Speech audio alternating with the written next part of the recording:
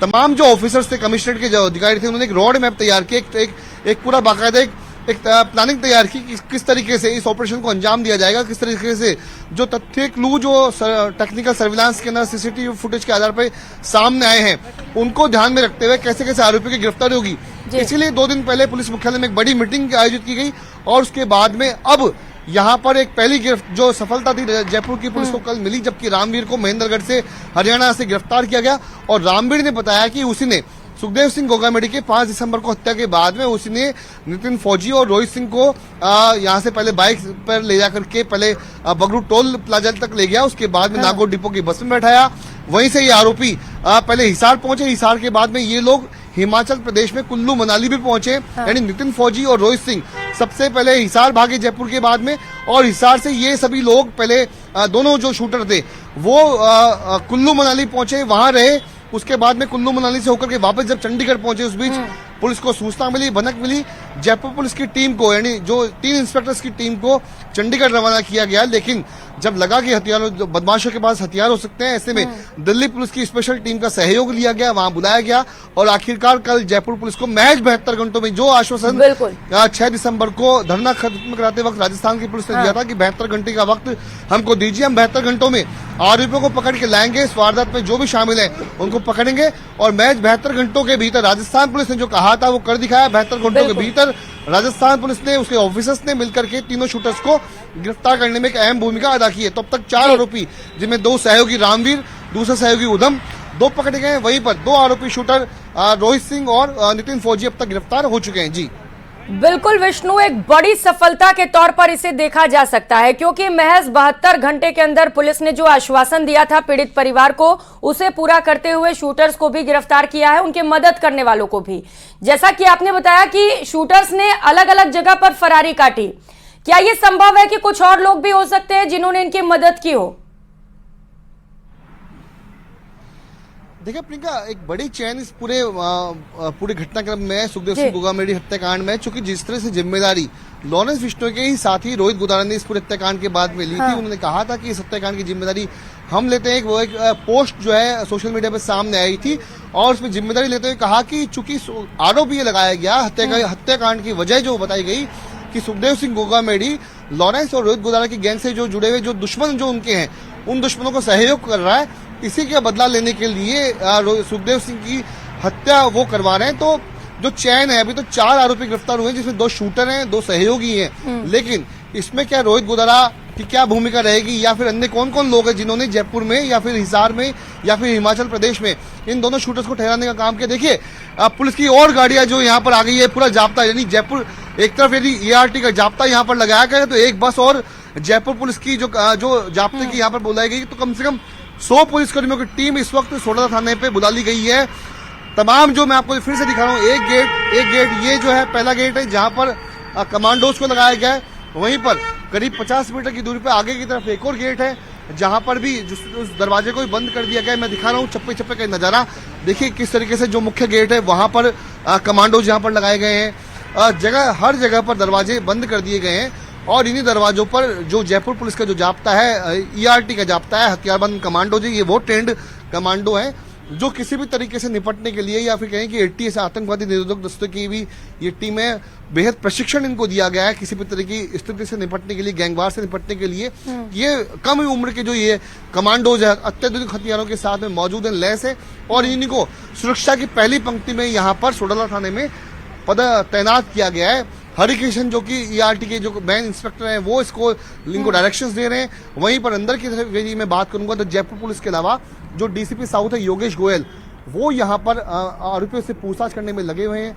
तमाम जो डायरेक्शंस है वो यहाँ पर पुलिस को दिए जा रहे हैं। देख सकते हैं आप ERT के जो इंस्पेक्टर हैं, हेड हैं, जिनका नाम हरिकृष्ण नजर आ रहा है, ये इनको ERT के कमांडोज को डायरेक्शंस दे रहे हैं। अत्याधुनिक हथियार सभी के पास में मौजूद हैं, सभी सुरक्षा की पहली पंक्ति में यहाँ पर लगे हुए हैं। जी बिल्कुल विष्णु, तस्वीरें लगातार हम दर्शकों को भी दिखा रहे हैं। सबसे पहले न्यूज़ 18 राजस्थान पर लगातार आप भी सोडाला थाने के बाहर ही मौजूद हैं, जहां से ये तस्वीरें हम देख पा रहे हैं।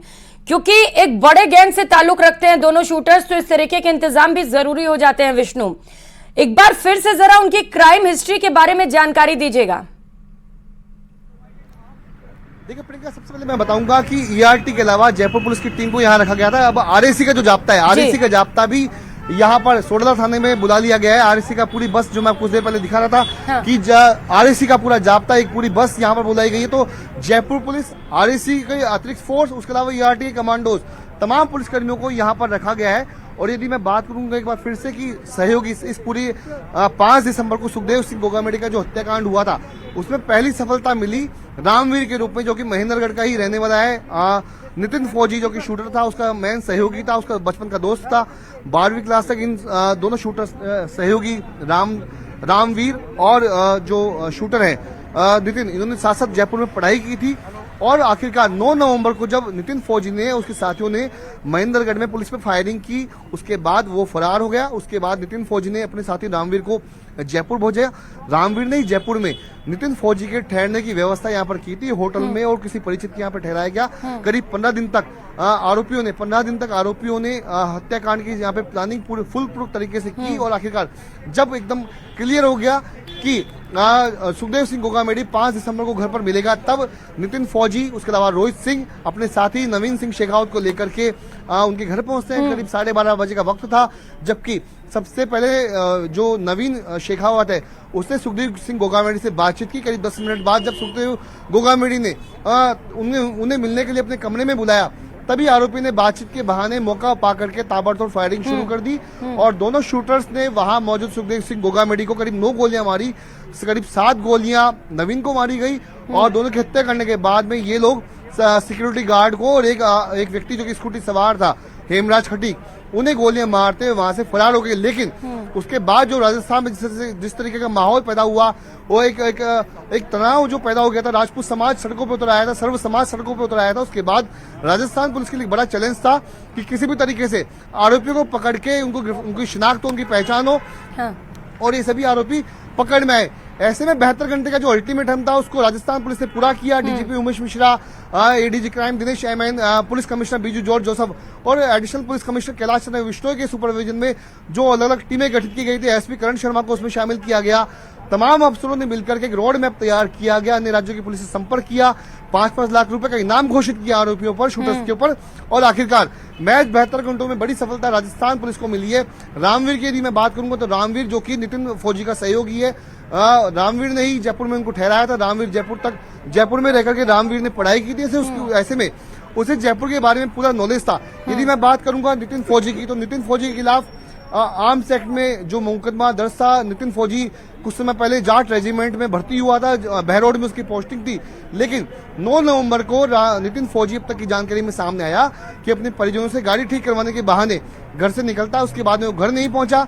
और आखिरकार जब उसकी पहचान हुई तो सुखदेव सिंह गोगामेडी का मर्डर हो चुका था, जिसमें नितिन फौजी का रोल सामने आया था। यदि बात करूंगा मैं रोहित सिंह राठौड़ की, जो कि जयपुर का ही रहने वाला है, मूल रूप से मकराना नागौर में जूसरी सर गांव का रहने वाला है, तो रोहित के खिलाफ जयपुर में के अलावा उदयपुर, उसके अलावा लाडनू और मकराना में आर्म्स एक्ट, दुष्कर्म, ऐसे करके करीब 4 से 5 मुकदमे दर्ज हैं।